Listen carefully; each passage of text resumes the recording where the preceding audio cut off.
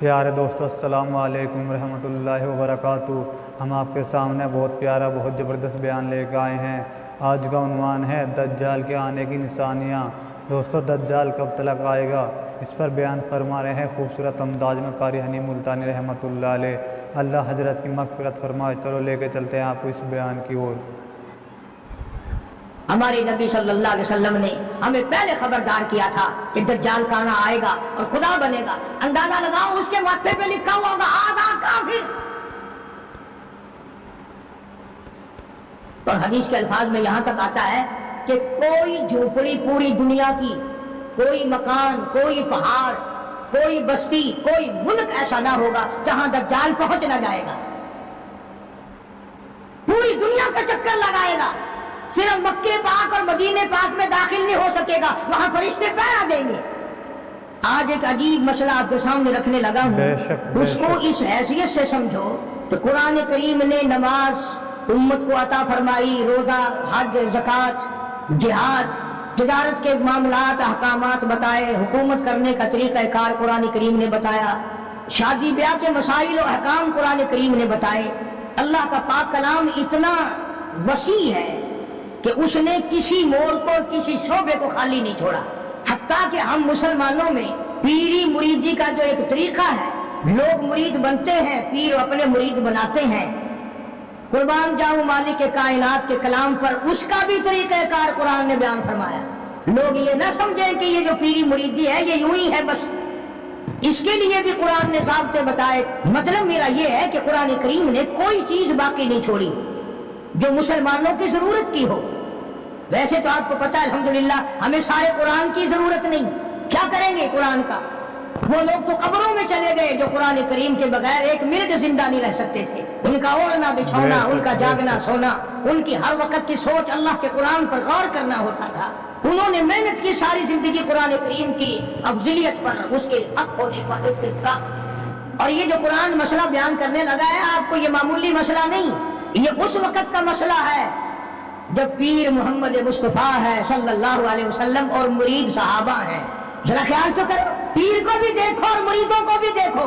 پیر امام الانبیاء اور صحابہ کرام کی سارے جہان کی امت میں سب کے سردار، اور پھر اس پیری مریدی میں سب سے بڑا چکر پڑتا ہے عورتوں کا، مستورات کا، خواتین کا۔ قرآن کریم نے وہ مسئلہ بیان کیا ہے، بلکہ یوں سمجھو کہ ہماری دکھتی رگ پکڑ لی قرآن کریم نے۔ اللہ پاک نے ہمارے دلوں میں جو ایک بات آئی ہوئی ہے، او میاں پیر ہوئے دیو جائی ہوئے، ساکو کیا؟ ساکو پیری نال غرض ہے، ساکو ان دے اعمال نال کہیں غرض ہے۔ جو کچھ کرے ودا ساکو کیا؟ بس مثالہ سویں گے میاں قرآن کریم دا ورکا اگر گندی نالی وچ ڈھے پوے، قرآن تو نہیں بگڑدا، چلو نالی تو گندی ہے، قرآن دا تو اکرام کرنا پوسی نا۔ پیر اگر گندے عمل کردا تو کرے پیا، ان دی مثال قرآن نال دین دیں۔ ارشاد فرمایا مالک کائنات صلی اللہ تعالی علیہ وسلم کے لیے اللہ پاک جل شانہ نے حکم دیا، او میرے پیارے نبی، میرے محبوب نبی، میرے کالی کملی والے، مزمل کی جیسی کالی کملی اوڑھنے والے، او موٹی چادر اوڑھنے والے، والضحیٰ، او میرے محبوب چمکتے چہرے والے، واللیل اذا سجا، سیاہ زلفوں والے میرے محبوب، یا ایھا النبی، میرے نبی، میرے نبی جب آپ کے پاس، آپ کی مجلس میں آپ کی عقیدت مند عورتیں آئیں، ماننے والی عورتیں آئیں، اذا جاءک المؤمنات، مومن عورتیں آئیں، مسلمان عورتیں آئیں، جب میرے نبی تیرے پاس عورتیں آئیں، اذا جاءک المؤمنات یبایعنک، مرید بننے کے لیے آئے، آپ کو پیر بنانے کے لیے آئے، آپ کی عظمت کا اقرار کرنے کے لیے آئے، او میرے نبی جب تک ان سے 6 وعدے نہ لے لو، 6 شرطیں پوری نہ کریں، میرے محبوب آپ کو رحمت والا ہاتھ اٹھانے کی اجازت نہیں۔ ان آنے والی عورتوں سے 6 شرطیں پہلے آپ پوری کرائیں، وعدہ کرائیں ان سے، میرے نبی آپ کوئی نعوذ باللہ معمولی پیر تو نہیں، امام الانبیاء کا ہاتھ تب اٹھے گا جب آنے والا 6 شرطوں کو پورا کرنے کا وعدہ کرے گا۔ نبی کو بیعت کے لیے، مرید بنانے کے لیے، ہاتھ بڑھانے کے لیے اللہ پاک نے شرطیں بنا دی، 1 بھی نہیں 2 بھی نہیں 6 شرطیں ہیں۔ اور ہمارے یہاں اعلان ہوتا ہے جے مرید ہونا ہوئے آون جے، بلکہ ہن تو دکھ لگتا ہے ملک چ پھردے آسی جی آگے اعلان ہوندے پھردے ہوندے سن نا منجی پیڑا چھکا لو تے برتن کری کرا لو، ہن آواز آندی ہے کہ مرید ہونا ہو تو آ جاؤ۔ ارشاد فرمایا یا ایھا النبی اذا جاءک المؤمنات،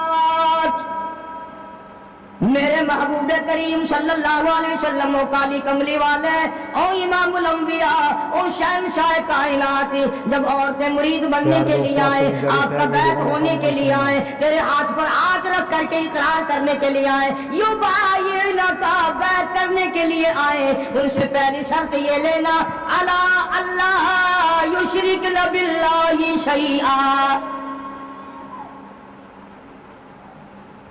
پہلی شرط ان سے یہ لینی ہے کہ میں تمہیں تب اپنی مرید بناؤں گا جب میں تمہاری طرف رحمت والا ہاتھ بڑھاؤں گا، جب تم وعدہ کرو کہ اللہ کی ذات میں، اللہ کی صفات میں کسی کو شریک نہیں ٹھہرائے، اللہ وحدہ لا شریک کو ایک مانو گی، نفع نقصان کا مالک اسی کو تسلیم کرو گی، گھاٹے واضح کا مالک اسی کو سمجھو گے، دل سے زبان سے نہیں۔ جن اس بات پہ پختہ ہو جائے کہ اس کے سوا درخت کا پتا ہلانے والا کوئی نہیں، سمندر کا قطرہ ہلانے والا کوئی نہیں، زمین کے ذرے کو حرکت دینے والا کوئی نہیں، پہاڑ کی کنکر کو حرکت دینے والا کوئی نہیں، ہوا کے جھونکے کو ادھر سے ادھر چلانے کا حکم دینے والا اس کے سوا کوئی نہیں۔ بے شک بے شک۔ اندازہ لگاؤ، ادھر حدیث پاک میں آتا ہے کہ حضور کریم صلی اللہ علیہ وسلم جب مستورات کو، خواتین کو، صحابیات کو مرید بناتے تھے، بیعت فرماتے تھے تو یوں نہیں، ہر صحابیہ کی تمنا تھی میں رحمت والے ہاتھ پہ ہاتھ رکھوں، میرے ہاتھ کو نبی کا ہاتھ لگ جائے۔ اور یہ ہاتھ پتہ کون سا ہے؟ خدا کی قسم ہاتھ تو ہاتھ رہا، اس کی انگلی کا اشارہ ہو گیا چاند کا کلیجہ پھٹ گیا۔ یہ وہ ہاتھ ہے یتیم کے سر پہ پھر گیا تو بادشاہ بن گیا، یہ وہ ہاتھ ہے درختوں کو اشارہ کر دیا، جڑوں سے اکھڑ کر خدمت میں آ گئے۔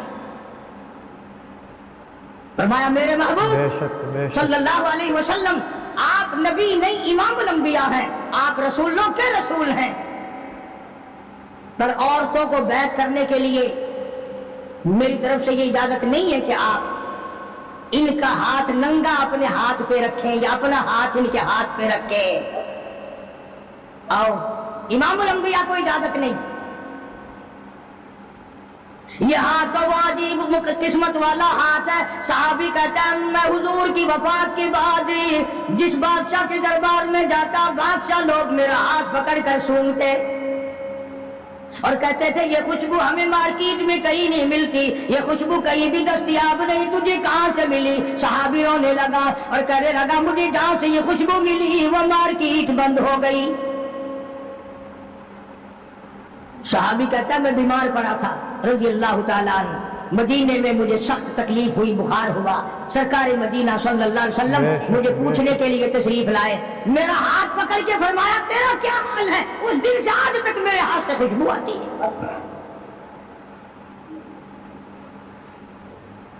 کتابیں اٹھا کر کے دیکھو حدیث پاک کی کہ نبی کریم صلی اللہ علیہ وسلم عورتوں کو بیعت فرماتے ہیں، ان کے ہاتھ میں کپڑا پکڑاتے ہیں اور پھر اس کپڑے کو حضور پکڑتے ہیں صلی اللہ علیہ وسلم۔ حالانکہ ہر صحابیہ کی تمنا ہے، ہر عورت کی یہ خواہش ہے، ہر عورت کے دل کی یہ حسرت ہے کہ میرا ہاتھ نبی کے ہاتھ کو لگ جائے، اور ہے بھی امام الانبیاء۔ آج جو لوگ کہتے ہیں وہ جی پیر کا درجہ تو پیر بات جیسا ہے، اس سے کیا پردہ، کوئی بات نہیں، ارے یہ پیر نہیں، یہ نبی نہیں، رسول نہیں، امام الانبیاء ہے صلی اللہ علیہ وسلم۔ فرمایا میرے محبوب کریم صلی اللہ تعالی علیہ وسلم کا جب بیعت کرو، ارادہ کرو، مرید بناؤ صحابیات کو، ان سے پہلے وعدہ لے لینا، الا اللہ یشرکن باللہ شیئا، ذرہ برابر، شیئا کا لفظ ہے، ذرہ برابر بھی میرے سوا کسی خانقاہ کو، کسی مدار کو، کسی قبر کو، کسی ولی کو، کسی نبی کو، کسی غوث کو، کسی کتب ابدال کو بالکل مشکل کشا نہ مانے، اولاد دینے والا نہ مانے، بیماری دینے والا نہ مانے، بیماری ہٹانے والا نہ مانے، الا اللہ یشرکن باللہ شیئا،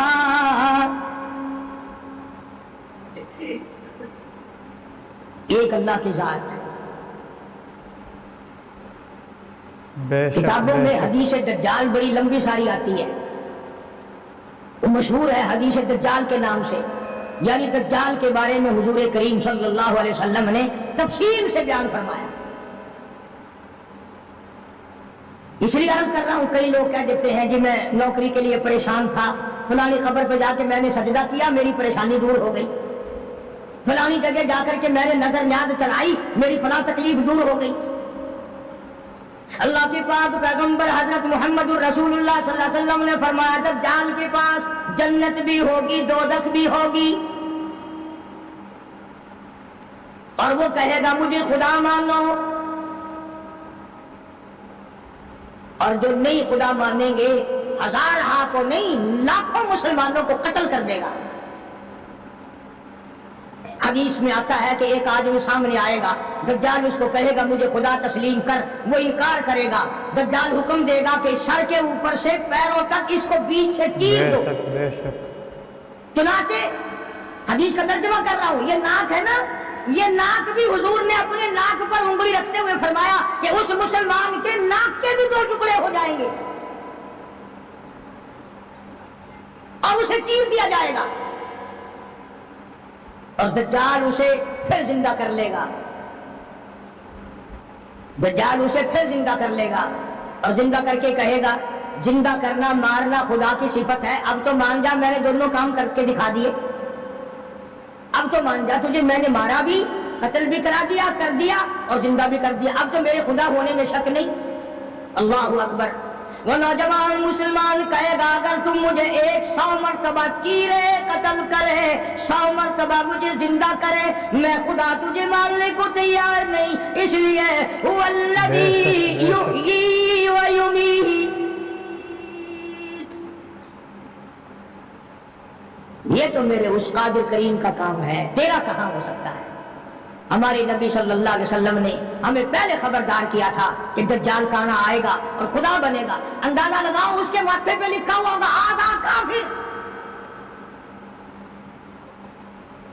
اور حدیث کے الفاظ میں یہاں تک آتا ہے کہ کوئی جھوپڑی پوری دنیا کی، کوئی مکان، کوئی پہاڑ، کوئی بستی، کوئی ملک ایسا نہ ہوگا جہاں دجال پہنچ نہ جائے گا، پوری دنیا کا چکر لگائے گا، صرف مکے پاک اور مدینے پاک میں داخل نہیں ہو سکے گا، وہاں فرشتے پہرا دیں گے، فرشتوں کا پہرا ہوگا مکے پاک اور مدینے پاک، پوری دنیا میں چلے پھرے گا، اتنا قتل عام کرے گا، اتنا قتل عام کرے گا کہ دنیا حیران ہو جائے۔ سبحان اللہ، بے شک۔ یوں آتا حدیث پاک میں کہ تنگی اتنی ہوگی، کئی کئی دن کی بھوک ہوگی، حلوہ دکھائے گا، اگر مجھے خدا مانتے ہو تو یہ حلوہ کھاؤ تیار۔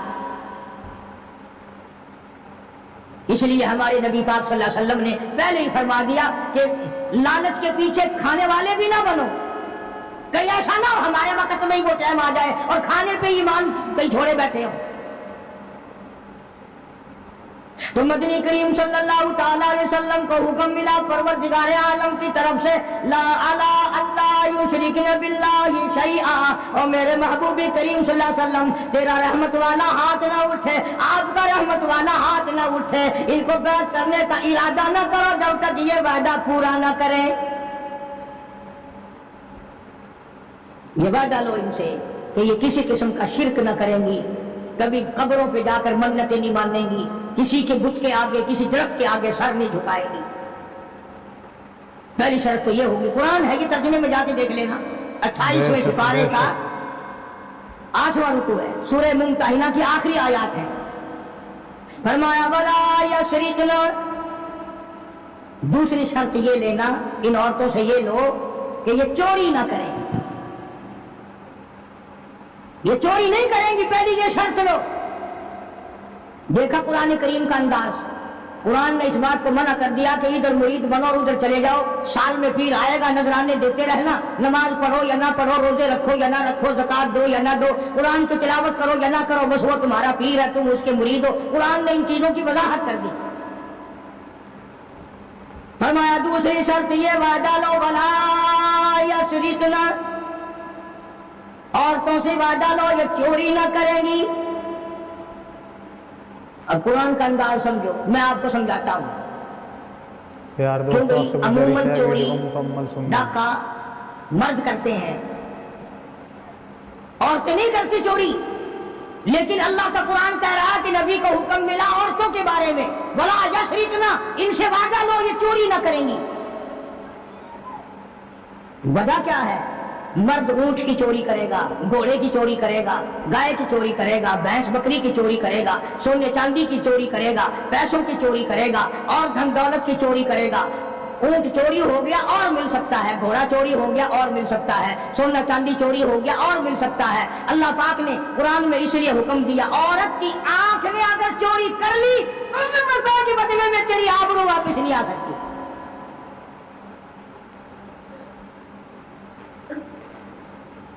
जो खानदान को गट्टा लग गया, बेगैरती की जिंदगी कटेगी, इज्जतें वापस नहीं आया करती, आबरू वापस नहीं हुआ करती। इसलिए फरमाया कि औरत की आंख की हिफाजत की जाए। इसकी आंख ने चोरी कर ली, तेरे खानदान का फिरा करक न कहीं हो जाए। और इसलिए शायर कहता है कि आंख से आंख लड़ी, मुझे डर है दिल का, आंख से आंख लड़ी, मुझे डर है दिल का, कहीं जंगो जदल में मारा न जाए तू। पहले आंख लड़ती है, फिर दिल मुतासिर होता है, फिर खानदान की बर्बादी होती है। इसलिए फरमाया कुरान करीम ने, पहला वादा ये लोग शिरक ना करेंगी, दूसरा वादा ये लोग चोरी ना करेंगी, और तीसरा वादा फरमाया वला यज़नी, इनसे ये भी वादा लो कि कलमा पढ़ने के बाद, मोहम्मद अरबी सल्लल्लाहु अलैहि वसल्लम की मुरीद बनने के बाद जिना ना करेंगी, बदकारी नहीं करेंगी। बेशक बेशक। अल्लाहु अकबर, क्या वक़्त था। एक एक जुमले की तफसीर करूं तो एक एक जुमा लग जाएगा। जिस वक़्त हुजूर करीम सल्लल्लाहु अलैहि वसल्लम ने यह फरमाया कि वादा करो जिना नहीं करेंगी, कुरैश की कई औरतें उठकर खड़ी हो गई, बैठी बैठी उठकर खड़ी हो गई, मक्के की औरतें खड़ी हो गई और कहने लगी, या रसूल अल्लाह सल्लल्लाहु अलैहि वसल्लम, ये जो जिना की तौबा हमसे करा रहे हो, क्या आपने हमें बाजारी औरत समझा हुआ है? यानी हम कोई कंजरी है, हम कोई मार्केट में बैठने वाली औरत है? नहीं समझे मतलब। यानी मुशरिकों की, मक्के की, काफरों की औरत का भी ये मिजाज था, और वो ये कहती थी और सोचती थी कि खानदानी औरत भी कभी बदकार हो सकती है। बेशक बेशक। वो भी कभी अपनी इज्जत किसी को दे सकती है। इसलिए फरमाया हुजूर करीम सल्लल्लाहु अलैहि वसल्लम ने कि अल्लाह का हुक्म है, मैं ये नहीं कहता कि तुम जिना करती थी और आज तौबा करो। फरमाया फिर भी अगर कोई नहीं करती थी फिर भी आज तौबा करे कि सारी जिंदगी में कब्र तक बदकारी नहीं होगी। मेरा अर्ज करने का मतलब और मकसद ये है कि मक्के की काफिर औरत भी ये कहती है कि बदकारी करना तो कंजरियों का काम है, बाजारी औरतों का काम है, बदमाश औरतों का काम है। घरेलू औरतें और खानदानी औरतें ऐसे काम कभी नहीं किया करती। 3 शर्तें हो गई, शिरक ना करेंगी, चोरी ना करेंगी, जिना ना करेंगी। चौथी फरमाया वला यक़्तुलना औलादहुन्ना, अपनी औलाद को कत्ल ना करेंगी, अपनी औलाद को नहीं मारेंगी। बेशक बेशक। इसमें 2 तफसीर है। एक तो ये कि है तो अपने खामिन की औलाद, है तो हलाल की, पर इसलिए मारना कि इनके लिए रोजी कहां से आएगी, इनके लिए रिज़्क कहां से आएगा, इनके लिए कपड़ा कहां से आएगा, इनकी तालीम के लिए पैसा कहां से आएगा। खुदाबंद करीम ने दूसरी जगह कुरान करीम में एक और ऐलान फरमाया वला तक़्तुलू औलादकुम खशियत इमलाक, अपनी औलाद को कत्ल न करो खर्चे के डर से। तो ध्यान करना अगली बात आई, फरमाया नहनु नरज़ुकुकुम व इय्याहुम, मुझे अपनी किबरियाई की कसम, तुम इस काबिल होते ही नहीं कि तुम्हें खिलाया जाए, तुम इस काबिल होते ही नहीं कि तुम्हें पहनाया जाए। मेरी किबरियाई की कसम, तुम रोजी के काबिल नहीं रहते, पर मैं खुदा तुम्हें इन छोटे छोटे मासूम बच्चों का सदका खिलाता रहता हूँ। तुम तो इतने जालिम हो, तुम तो इतने कमीने हो, तुम तो इतने हरकती और गुनाहगार हो गए कि तुम्हें एक दाना ना मिले।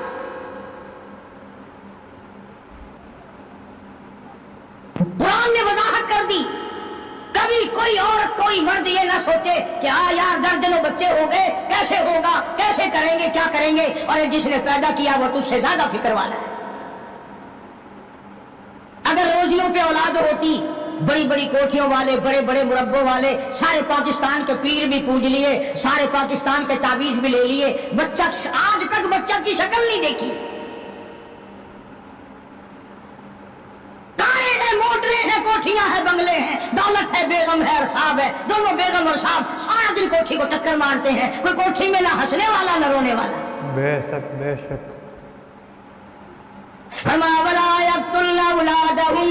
अपनी औलाद को कत्ल न करोगी। और दूसरी तफसीर नऊज़ुबिल्लाह ये है कि कोई हराम की वजह से अगर बच्चा पैदा हो गया उसको न मारोगी, इसलिए कि कत्ल का गुनाह ठहरेगा।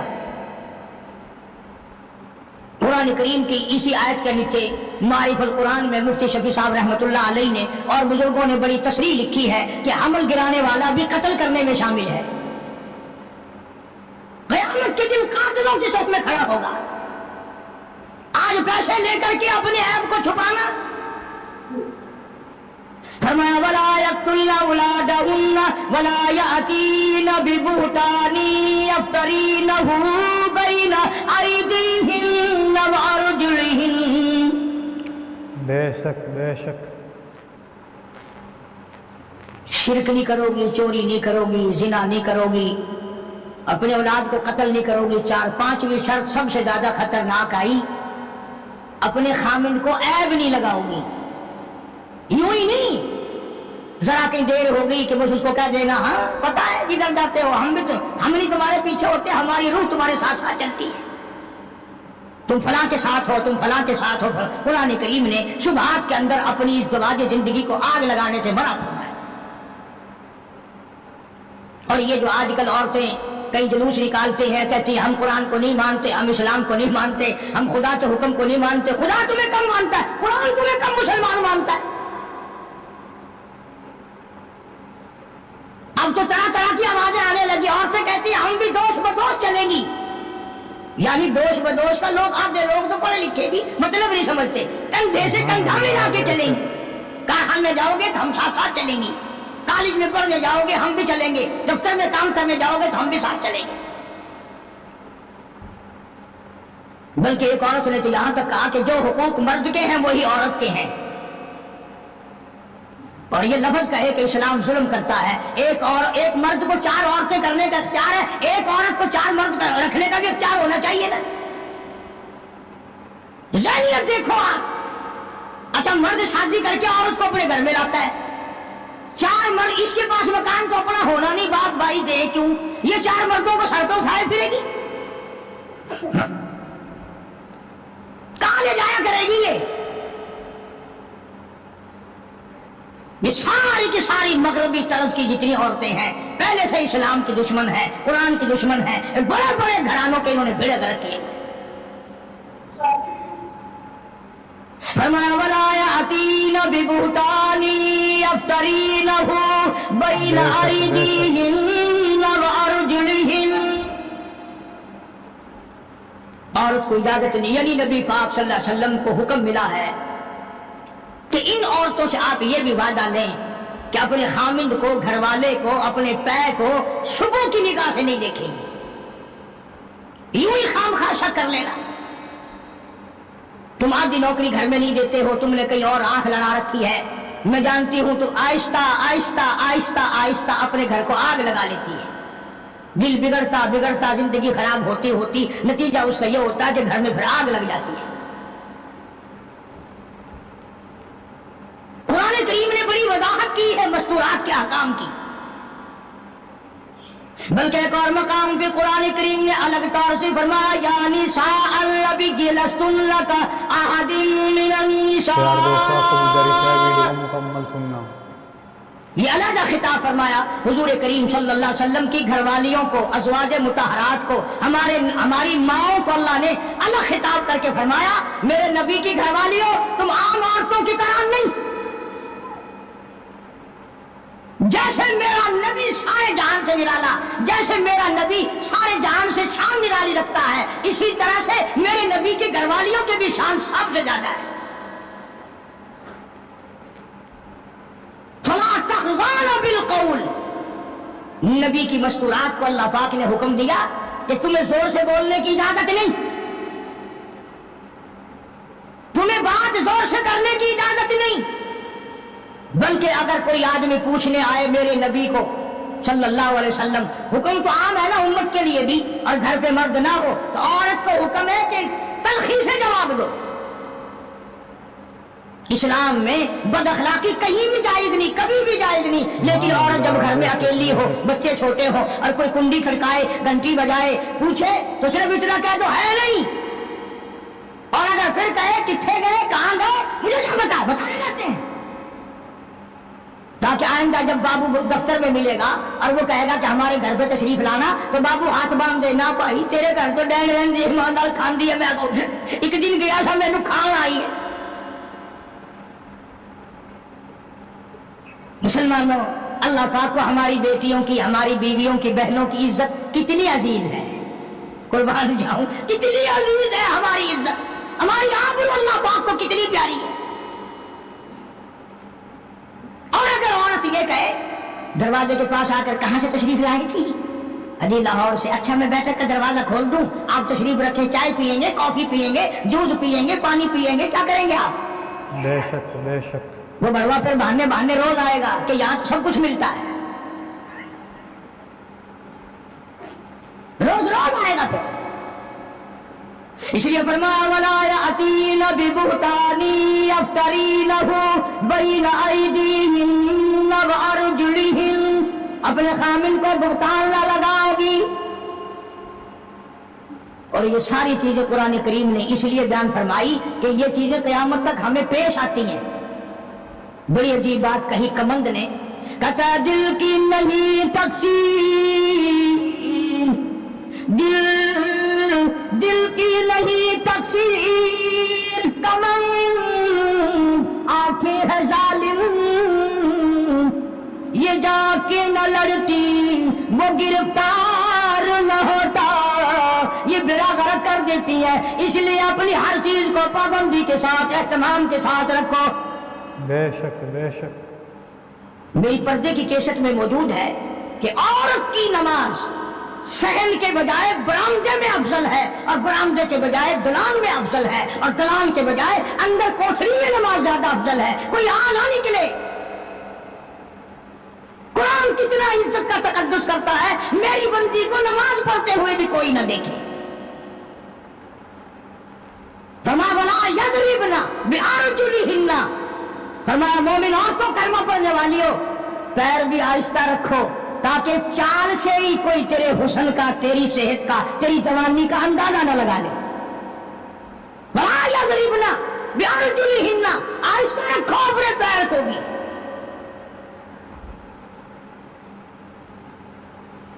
تو شرط اللہ پاک جل شانہ نے فرمائی، شرک نہ کریں گی، چوری نہ کریں گی، زنا نہ کریں گی، اولاد کو قتل نہ کریں گی، اپنے خامن کو بہتان نہیں لگائیں۔ کیا ہو گئی؟ 5 یاد رکھو گے کہ انشاءاللہ کام آئیں گی۔ پر تم نے جو طریقہ بنا رکھا ہے کہ یہیں سنیر دروازے سے نکل کر میرا آواز مجھے واپس دے جاؤ گے کہ گلے سنبھالا پڑا، اور خدا کے بندے اپنی بیٹیوں کو بہنوں کو گھر میں جا کر بیویوں کو کچھ تو بتایا کرو. ہم قاری حنیف کے پاس گئے تھے, اس نے قرآن سنایا اور یہ مسئلے بتائے. فلم والے تو بتاتے ہیں ٹھوکروں کو, مزہ آ گیا رہا, فلانا جو تھا نا اس نے جو سین دکھایا بلے بلے بلے, وہ سارے بتاتے ہیں. تم بڑے شرمیلے ہو, قرآن نہیں بتا سکتے. آخری شرط فرمایا ولا یعصینک فی معروف,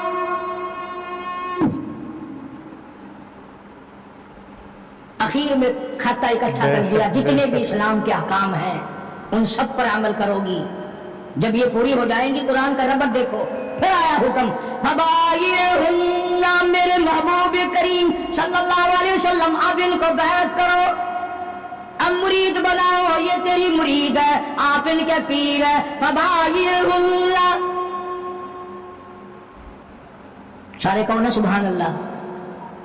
فرمایا بیعت بھی کر, ان کو اپنے مرید بھی بنا لے, اور واستغفر لہن اللہ, میرے محبوب کریم ان کے لیے جھولی پھیلا کر مجھ سے بخشش بھی مانگ دے.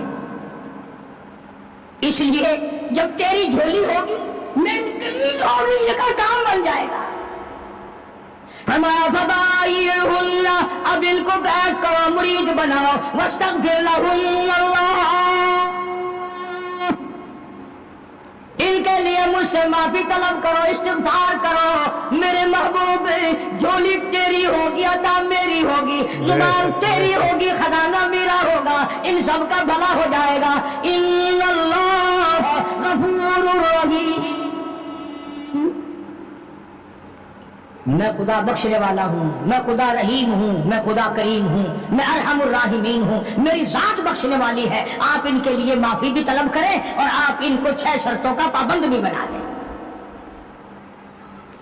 جب مسلمان ان 6 چیزوں پہ عمل کرے گا اور صحیح معنوں میں ان 6 شرطوں کو پورا کرے گا, تب جا کر کے حقیقت میں پیری کا اور مریدی کا حق ادا ہوگا. اب اس بات کا ہمارے پاس کیا علاج ہے؟ رمضان سے پہلے کئی علاقوں میں پیر چلتے ہیں کہ روزے بخشوا لو. ہم نے سندھ میں کئی مرتبہ دیکھا کہ جی ہمارے پاس یہ گائے ہے, یہ لے جاؤ. تو پیر کو یوں کہتے ہوئے سنا تو روزے 10 آدمیوں کی بخشو, صرف گائے مل رہی ہے. روزے بخشتے پھرتے, خود اصل میں بخشے بخشائے تو ہیں, خود ہی نہیں رکھتے ہو. اس لیے جو نماز نہیں پڑھتا وہ پیر نہیں ہو سکتا, جو روزہ نہیں رکھتا وہ پیر نہیں ہو, وہ چمکین ہو سکتا ہے, پیر نہیں ہو سکتا. وہ داڑھی مڈاتا ہے, مچھے مڈاتا ہے, بے پرد عورتوں کو اپنے سامنے بٹھاتا ہے, اور نبی کو تو حکم ملا ہاتھ پہ ہاتھ نہ رکھنا, تو پیر نہیں ہو سکتا, چمکین ہو سکتا ہے. وہ ایک دفعہ میں ایک خانقاہ پہ, ایک بزرگ کی خانقاہ پہ فاتحہ کے لیے گیا, جاتے ہم بھی ہیں, کوئی یہ اللہ والے بزرگ, ہم نے ان کو ٹھیکے پہ تھوڑی دیر رکھے جو انہی کے ہو گئے. اللہ والوں کی مزارات پہ جانا, اپنے ماں باپ کی قبر پہ جانا صرف ثواب نہیں بلکہ ان کا حق ہے. سبحان اللہ, ان کا حق ہے. تم تو جاتی ماں کی قبر پہ ساری زندگی پھیرا نہیں مارتے, ہم باپ کی قبر پہ پھیرا نہیں مارتے, استاد کی قبر پہ پھیرا نہیں مارتے. جہاں وہ لمبا چوڑا میلہ لگتا ہے, دنیا آئی ہوئی ہے, مٹی گھول گھول کے پلائی جا رہی ہے. اللہ والوں نے بھی ساری باتیں سمجھا دی. سلطان باہو رحمت اللہ علیہ کتنا بڑا بزرگ ہے, کتنا بڑا ولی ہے, کتنا بڑا پیر ہے. اپنی زبان میں کتاب میں کہتا ہے عدل کریتا تھر تھر کمبل,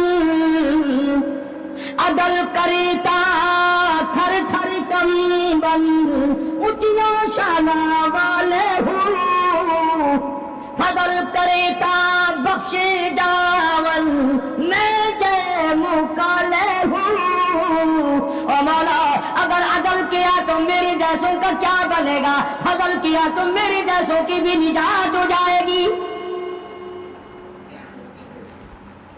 بزرگ ہے, بے شک.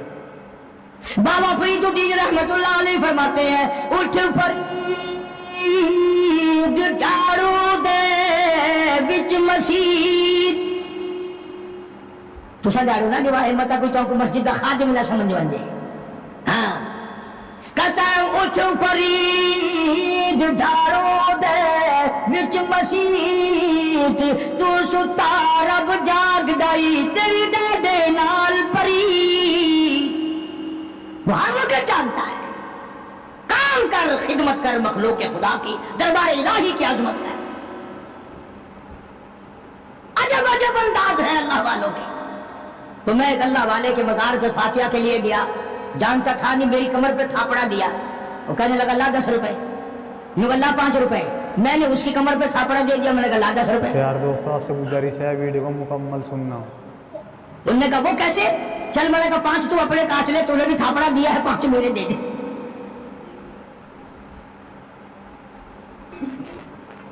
اندازہ لا.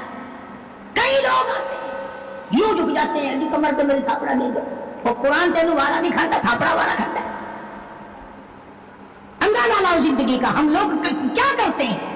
سارا اللہ کا قرآن چھوڑ کر، نبی صلی اللہ علیہ وسلم کا فرمان چھوڑ کر، جن پہ صحابہ اکرام نے ایسا عمل کر کے دکھایا، ایسا عمل کر کے دکھایا. میں اگر ایک ایک چیز کی تفسیر بیان کروں تو کم سے کم 6 جمعے ہی شاید کے لیے چاہیے.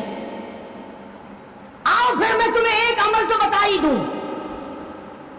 ایک عورت ہے، صحابیہ ہے رضی اللہ تعالیٰ عنہ، کلمہ پڑھ کر مسلمان بنی، حضور کی مرید بنی، سرکار اس کے پیر ہیں. مدینے میں ہجرت کر کے چلی گئی. ماں باپ دونوں کلمہ نہیں پڑھتے، کافر ہیں، مکے میں رہتے ہیں. ماں کو کوئی تنگی آ گئی، غربت آ گئی، ادھر بیٹی کی یاد آ گئی. آخر اولاد ہوتی ہے. کئی 100 میل کا پیدل سفر کر کے مدینہ پاک پہنچی. اللہ سب کو زیارت نصیب فرمائے. مدینہ پاک پہنچی، ماں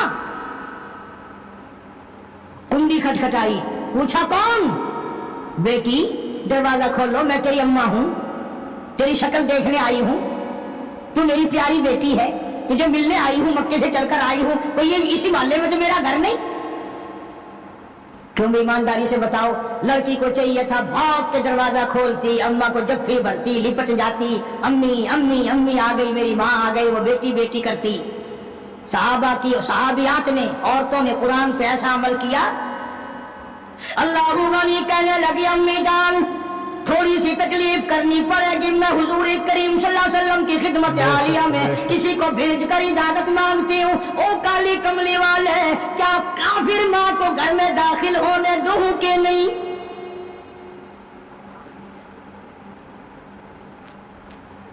جب اجازت ملی، جب دروازہ کھولا، پہلی ایک پہ عمل کیا، لا اللہ یشرکن باللہ شیئا. شرک خود تو کیا کرتی، شرک والی سے نفرت کر رہی ہے.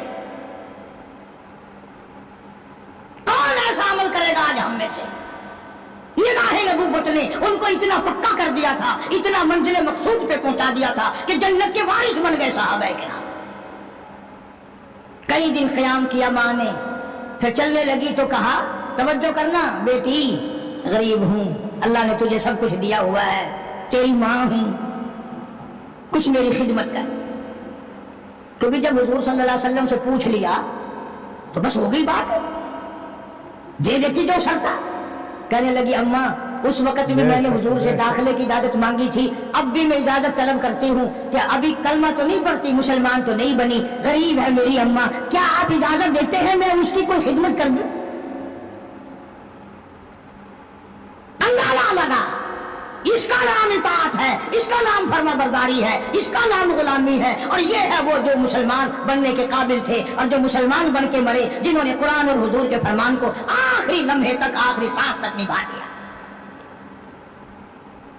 میری غرض کسی کو بتانا نہیں.